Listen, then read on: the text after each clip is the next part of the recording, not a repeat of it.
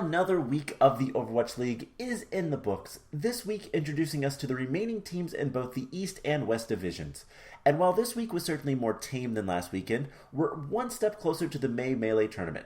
A few teams have already secured their position in the top of the field, while others are going to be facing the possibility of an early elimination this coming weekend. Hey guys, how's it going? My name is Always, and welcome to the Overwatch League Weekly Recap. In this video, we'll be going over the matches this past weekend, partially to talk about how all the teams are faring, but mostly to see how my preseason predictions match up to reality. As such, there is a full spoiler warning for this past week's games, so if you haven't seen them, you may want to wait a bit on this video. We'll be looking at all the scores and how they match up to what I thought before the season even started. Now, before we get into the scores this weekend, there was a few roster changes, but these are different than the ones I normally like to cover. These are coaching changes, and I'm not going to go too much into depth over the coaching changes just because I don't know enough about the coaching staffs to really say anything about them. However, I just wanted to mention that the Hangzhou Spark did release both their main coach and their assistant coach, upgrading one of their other assistant coaches to, I think, head coach, and bringing in another coach from a contenders team. That's something we'll talk about a little bit later when we get to the Hangzhou Spark.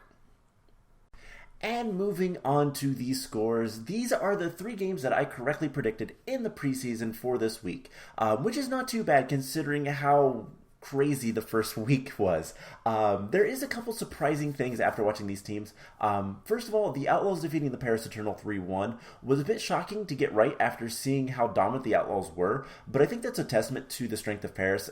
In the preseason, I kind of had a little bit less hope for the Houston Outlaws, but the tank line has really proved me wrong. So that one was a little bit lucky, because I kind of considered Houston and Paris were going to be a lot weaker than they appear to be.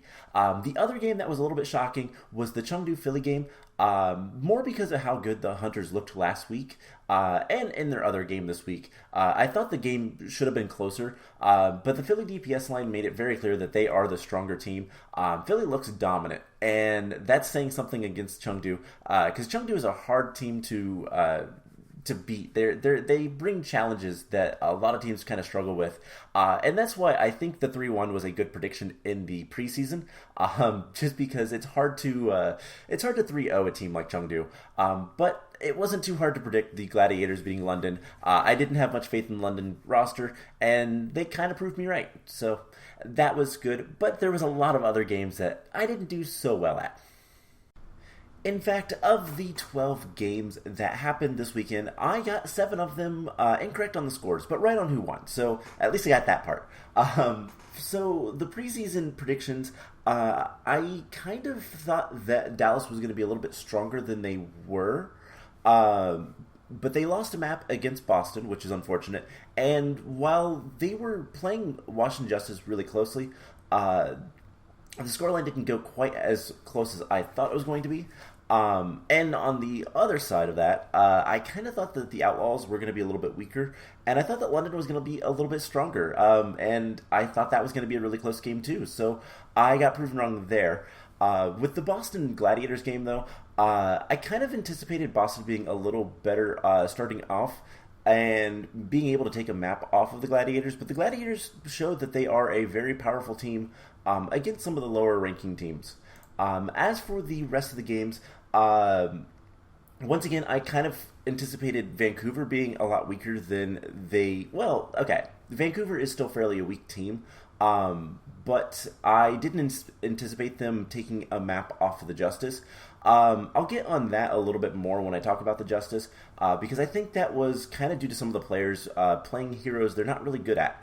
No offense to the players themselves, but I wasn't impressed with some of the players on certain heroes, and that's the map that they lost.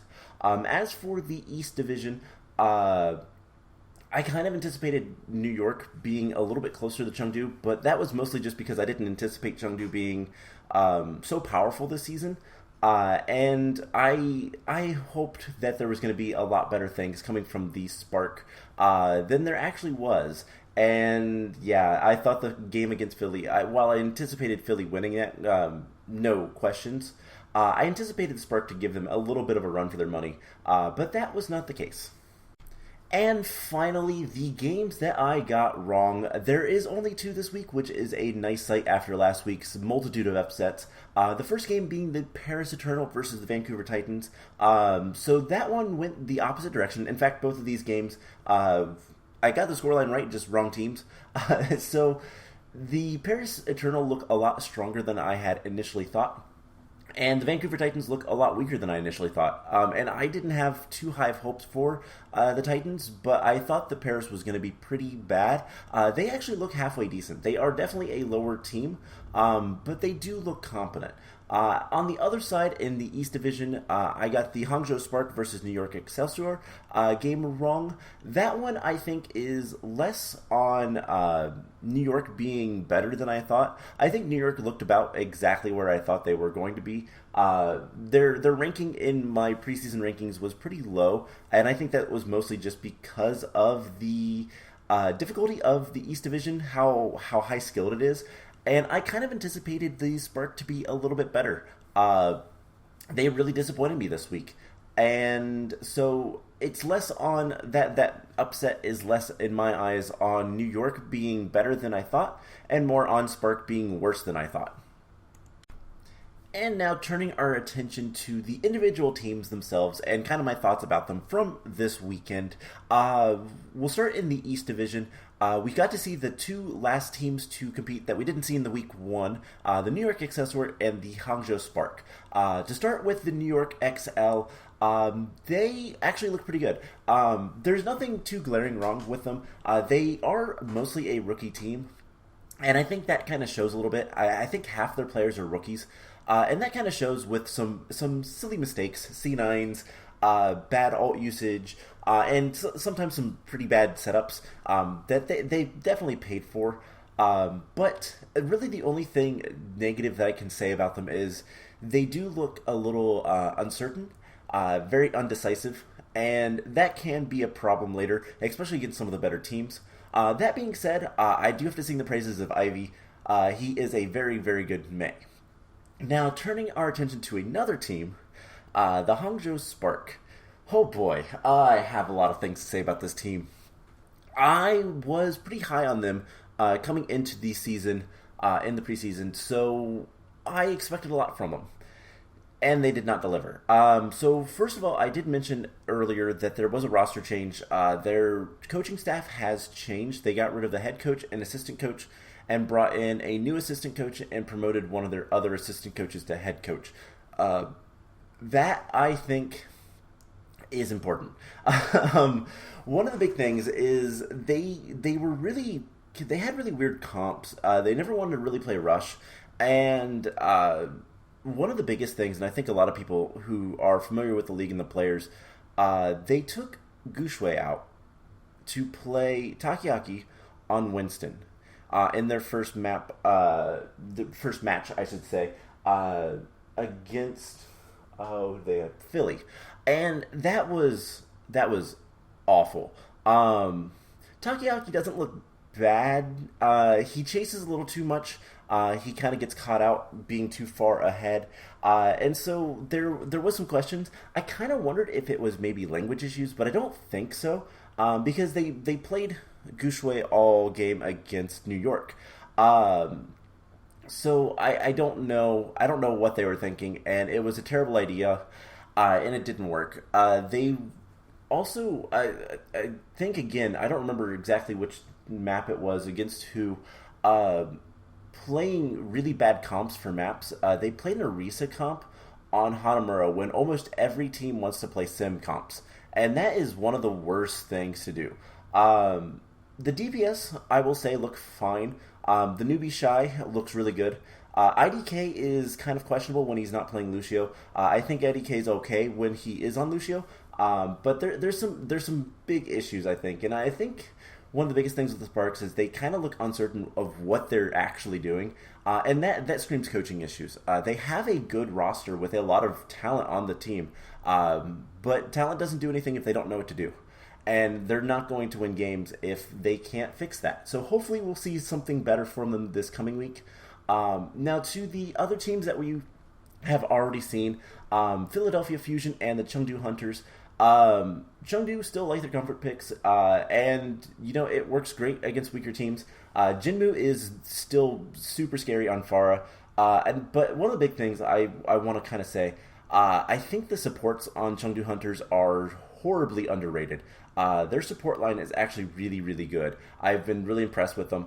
The other player that I think gets a little bit kind of left in the dark and deserves a little bit more of the limelight is Leave. Leave is incredible.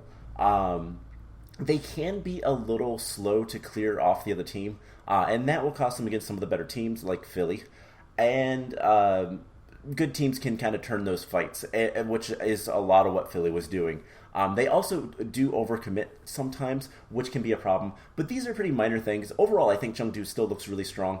I think they might be... They still have to play some of the other teams that are kind of big in the league, like Seoul. And they should be probably number 2, if not number 3. But they're definitely one of the top teams in the league. The Philadelphia Fusion continue to look amazing. I think that they are probably the best team in the East Division, hands down.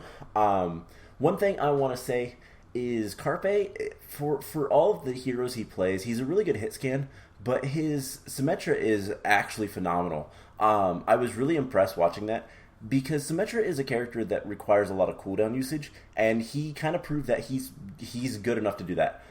They're highly flexible, allows them to adapt. That's awesome. And they're one of the few teams in Asia that wants to play Rush. They look eager to play Rush. And with their lineup with Mono, I don't blame them. Haba and Toby both look decent. I still think Toby is a little bit of a weak link, but compared to the rest of the roster, that's not saying much. And moving on to the West Division, we have 4 new teams coming into the league for their first games this season. Paris Eternal, London Spitfire, the Boston Uprising, and the Washington Justice. Now, I'm going to talk about these in just whatever order I want. So starting off with Paris, I have some good things to say about them. One of the big things is they look great regardless of the comp they're playing, Double Bubble or Rush. Onigod is very clutch. He makes amazing plays. I will say he is a little bit inconsistent, but that's okay. Hopefully they can kind of overcome that. Naga doesn't look too bad, but he does look a little weak for the rest of the roster, and they definitely struggle on control maps. As for the main tank, Don, there is sparks of really good plays. He has those sparks of greatness. He looks like he can make those clutch plays, but overall looks very decent, and I can't complain too much about their support line. So moving on to the London Spitfire. From a really good tank like Dawn of the Paris Eternal, we have another European main tank, Hadi, who plays a lot of Rhine. He clearly prefers Rhine over Winston. He is a good Rhine, very, very, very aggressive, which is kind of typical for European main tanks, but that means that he also overextends a lot and feeds, and I think Hadi especially is a little bit more guilty of that than any of the other main tanks. London's DPS are not bad, kind of meh overall. Hybrid is decent. I'm not a big fan of Blase. I never really have been. But Shax is probably one of the bright spots on the DPS lineup. I think Shax is fantastic. As for their healers are fine. I have no complaints about them. But the other bright spot on their team is Mulfig on the off-tank role. I think Mulfig is very good. And he does seem to have decent synergy with Hadi, which is always wanted with your tank duos. But overall, I think London looks a little bit weak at times. They do make a lot of kind of ult mistakes, ult usage mistakes, that kind of stuff. And overall, it's just kind of, they're a little bit too aggressive than what they can handle. So if they can, if especially Hadi can kind of learn to tone that down a little bit, I think they're going to be a lot better. Now, moving on to the Boston Uprising. Last week we had talked about how they signed Gabolsi. he did not show up with the team. I wouldn't be surprised if he's not actually with the team quite yet. They might be working on visas on that. But at the same time, I still am a fan of Punk. Punk looks great, so I'm not too sad about Gabalsi not being on the team quite yet. Their rush comps look decent overall. Stan 1 still looks better on Ryan than anything else. There's no big complaints from them. The supports are decent. They do make some bad mistakes. Again, bad ult usage and all that. And that kind of stuff can be kind of coached out of. The DPS are also fairly decent. I was not too hype on I'm 37. I think he's a good player. But he's not really fantastic. He does make some clutch plays, but he's usually pretty quiet. He does his job, but he's not like standout carrying the team or anything like that. But that being said, I think the DPS look decent. The big problem I see with them is they kind of lack flexibility, and sometimes Valentine really wants to play the Doomfist over the Mei, and that works with some teams, but other teams it's not going to. Mei is kind of meta for a reason, and so that like wanting to force those comfort picks can kind of bite them later on against better teams. And speaking of a better team, probably the best new team that we've seen this week was the Washington Justice. They do have some interesting comp choices, and they kind of look a little bit unwilling to swap at times. But overall, Washington, I think, was one of the teams that was wanting to play things like more Orisa than anything else. And that's not necessarily a bad thing, but it's kind of interesting to see where all these other teams are kind of coming from, where all the teams are coming from with their comp choices, all that kind of stuff, and what kind of works good against what. But Mag, I have to say, he looks fantastic. He looks just as good as we hoped. The tanks are a real highlight. Mag and Fury are the tank duo that they're currently fielding, and they look fantastic. They definitely have a champion level team. I'm a little bit concerned about their supports being that first place type of contender duo, but that's not to say that I think the supports are bad. I think the supports are definitely good, but I don't know if they're the best in the league. As for the DPS, Assassin and Jerry and Decay are the ones they're mostly fielding. Decay looks just as good as he always did. They seem to want to play him mostly on the Tracer, which is fine. Jerry is... I've always been kind of meh on Jerry. I think Jerry is a decent player. He has really good aim, but he's kind of overwhelming at times. Not overwhelming, underwhelming. He has good aim, but typically has some bad decision-making, bad positioning. Wow, I can speak, I swear. And that's not something you want on a championship level team. And Assassin, while he looks great on Doomfist, he's kind of lackluster on Mei. And so I hope that they don't play too much Assassin on Mei. But unfortunately, I don't know that they have anybody else that can play Mei. So that's a little bit of a disappointment. That was the one map they lost against Vancouver. But when Assassin is on either Doomfist or Echo, he looks great. So I can't complain about those. Just, it's kind of those problems of flexibility of the heroes. Whenever Jerry's in, Jerry only really plays the McCree or Ashe or hit scan of some sort. So there is some issues with flexibility. There is a little bit of concern with that. But overall, not too bad. I think Washington does look decently good. They did lose a map to Vancouver Titans, which we'll talk about all the teams that we've already seen. So Vancouver still looks pretty bad overall. That being said, there are some highlights. Teru on the Mei, he has excellent Mei walls, which is great. It's what you want to see from your Mei player, and looks pretty decent on Mei overall. They definitely like the rush style better than the dive style, and Shredlock is definitely a weakness on the team. I'm not too big on him. He definitely is the one of the big missing weak links in the Vancouver Titans. And one of the biggest things is I kind of question Dalton playing over Linkser on McCree, because I've always kind of seen Linkser as being a better McCree player. I kind of wonder if it's more because Dalton's a little bit more flexible. If that's the case, then that's fine, because Linkser is a very inflexible player. He has a couple other heroes in his pool, but it's mostly hit scan, whereas Dalton can play a little bit more. So there is a little bit of question on that. Dalton is definitely the better tracer, and it's nice to see when Dalton and Linkser are both playing. Moving on to the Gladiators, the Los Angeles Gladiators. They had a really rough first week. Not gonna lie, they had a rough first week, and this week they looked a lot better. They were dominant against both their teams. I think they 3-0'd both teams, if I recall off of memory, and they definitely seem to be that gatekeeper team that kind of separates the low levels and the top level teams. Muse is a very patient main tank, which is a good quality to have, but the team kind of feels like they're not gelling.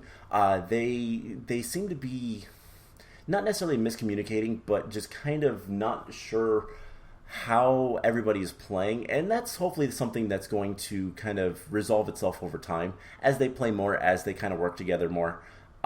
They do have high potential. I still am really excited about this team. I will say one of the biggest things that I kind of have a gripe with, and I kind of understand it at the same time, is when they bring in Mirror to play Zarya on the tank role. I don't think that Mirror is a bad Zarya. He might be better than Space. That is 100% possible. I still think that Space is a very good off-tank. But it does concern me because Mirror doesn't really play anything but Zarya. So if the Zarya isn't working, the likelihood that he's going to switch to something and still be good on it is a little bit less. That being said, he still looks like a very good Zarya, just kind of worried about that flexibility. Moving on to the Houston Outlaws. Oh boy, this looks like a top team. And I was wrong. I can say that gladly. I was wrong about this team. I still think that their supports are a weakness, but their tanks are absolutely terrifying. Janggu is just amazing, and Piggy, whenever he needs to stall and switches over to the ball, that is way too overpowered.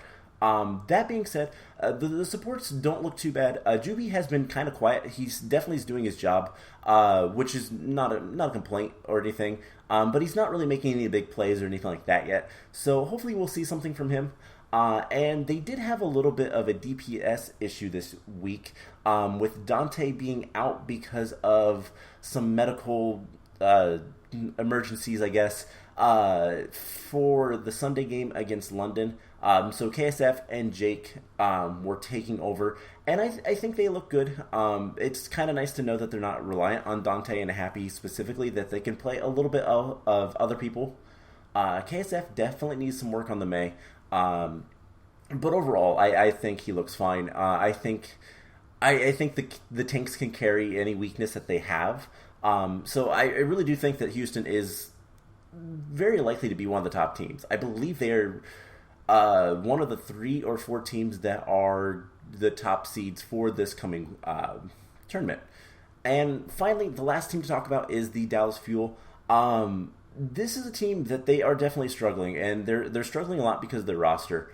Something that I just, if they still had a dedicated hit scan or tracer player, not to say that Sparkle's tracer isn't bad, because it definitely has been improved. He looks good, but he's not top tier. He can hold his own, but he's not as good as some of the other tracer mains in the league. But if they had a full roster with a dedicated hit scan tracer player, this would be a terrifying roster to play. The tanks are stepping up, though. That is good to see. Hanbin and Fearless are looking a lot better than they did in Week 1. And while they were still struggling against Washington, they still look good. I definitely still think they are one of the top teams, just not as close to the top as I once hoped. And that is it for Week 2. Definitely a lot calmer than Week 1, but still really good Overwatch. And kind of leading up to the storm that is this coming weekend, with the end of the qualifiers and the beginning of the May Melee tournament. So I want to briefly kind of talk about that. On Sunday, there will be games for both the West and the East Division to determine the two champions, the first place and runner up type of thing, and through a single elimination qualifier type tournament. I don't remember what exactly they're calling it, but it's really hard to predict this kind of stuff. I've looked ahead and kind of looked at what I had, so I'm not going to talk about exactly who I think is going to win these, but I do want to talk about the teams that we should expect in the qualifiers on Sunday. Starting with the East Division, both Philly and Chengdu are guaranteed to be in. They've won enough games that they are guaranteed, but the field is open for the last two positions because it is the top four teams that will play in a single elimination tournament to play against the West next weekend, the following weekend. So from that, I kind of expect with the schedule that we'll see Seoul and Shanghai be the last two spots. There is obviously the potential for New York to slip in, but I don't expect it considering they have to play both Shanghai and Seoul. With the West, it's a lot more confusing. It's the top 6 teams will play in a single elimination tournament. The ones that are guaranteed to be in so far are the Outlaws, Justice, and Fuel. With both London and Boston being guaranteed not to make it. They have not won enough of the qualifiers, so they are guaranteed out. With that being said, oh boy, who knows? I'm kind of leaning towards Florida, Toronto, and San Francisco Shock being the last 3 contenders, I guess, for that tournament. But it could also be the Gladiators. It could Atlanta could come in. It's really hard to tell at this point. So that's why I'm kind of not doing any predictions. I will say I do anticipate Outlaws and Philly to win kind of the overall. As for second place, I think Chengdu will be in the East. In the West, I'm not sure. Part of me wants to say Florida. Part of me wants to say Justice. I don't think it'll be the Fuel, even though they are going to be in that plans. So who knows? But that is going to be it for this episode. I hope you guys enjoyed it. Sorry about this one coming out on Thursday rather than Wednesday. I will excuse myself this weekend. Some real life stuff happened, and I wasn't able to watch the games, and it took me a little bit longer to watch all the games than I had hoped. So hopefully next week, I will be able to do the recap and get it out on Wednesday. But yeah, so thanks for watching. I hope you guys enjoyed this, and I will see you guys in the next one. Bye!